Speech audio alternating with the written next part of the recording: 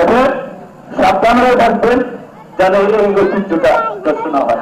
এটা ঈদুল ফিতর রসুলের পাক সাল্লাল্লাহু আলাইহি ওয়াসাল্লামের অনেক হাদিস আছে, অনেক হাদিস সেগুলো বয়ান করার মতো সময় নাই। গতিকে ঈদগার ফজিলত আজকে ইয়াউমুল জায়েদা, অর্থাৎ প্রতিদানের সারা মাস রোজা রাখা, ইফতারি করা, তাদের সেহরি খাওয়া, তারাবি করা, কোরআন খতম করার সমস্ত প্রতিদান আজকে দেওয়া হবে। আলহামদুলিল্লাহ। আমরা যেন প্রতিদান নিয়ে দিতে পারি, জীবনের সমস্ত গুণাবলী আগামী বছর ঈদগায় থাকতে পারবো কিনা, আসতে পারবো কোনো গ্যারান্টি নাই।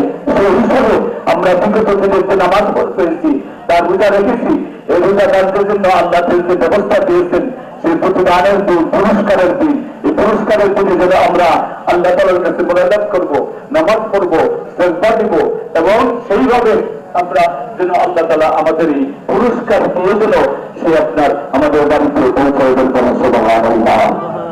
আমরা পুরস্কার চাই কি চাই না? পুরস্কার চাই কি চাই না? আপনাদের হাত তোলেন, পুরস্কার চাই কি চাই না?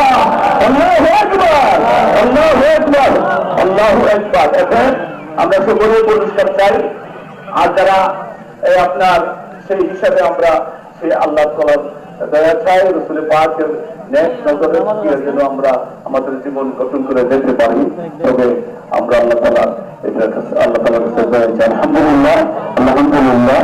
তো কত বাজে